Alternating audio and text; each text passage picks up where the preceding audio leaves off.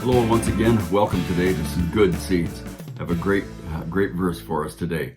1 Samuel 24, 1 Chronicles chapter 8, Psalm 57 and 58, and Matthew chapter 8.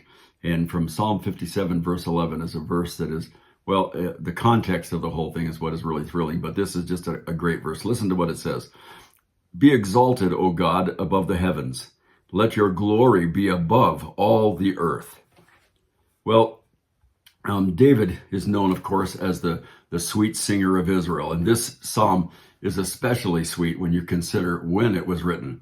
My notes in my Bible at the beginning of the chapter say that this was written when David fled from Saul into the cave.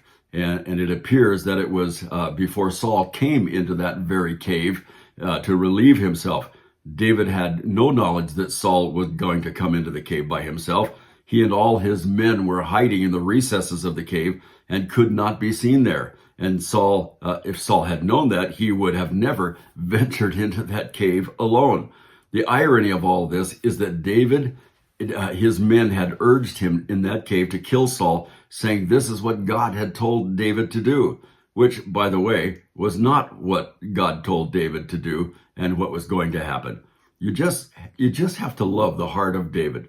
He was here was a perfect opportunity for him to rid himself of the man who had been pursuing him up one side and down the other side of the nation, all over the country. And now here he is, completely vulnerable and at David's mercy. Well, the thing I love about this psalm is David's heart of praise. What I see here is that by praising God with his whole heart when he went into this cave, prepared him for the trial that was going to take place in the cave. Worshiping God in those times prepares us for what's going to come next. Now, it was not an easy time that David was going through when he went into that cave. Saul was pursuing him. So here he is, praising God, giving him glory for all that he has done. And now he goes back into the cave, and now is the perfect opportunity. Saul could have easily been slain at that point, and David could have taken over the kingdom. But I'm convinced that it was possible that if David had not prepared his heart when he went into the cave before Saul entered it, he might very well have slain him then and there, because his heart would not have been prepared. But he was in right relationship with God, and he restrained his hand. Praise is comely at any time in our lives.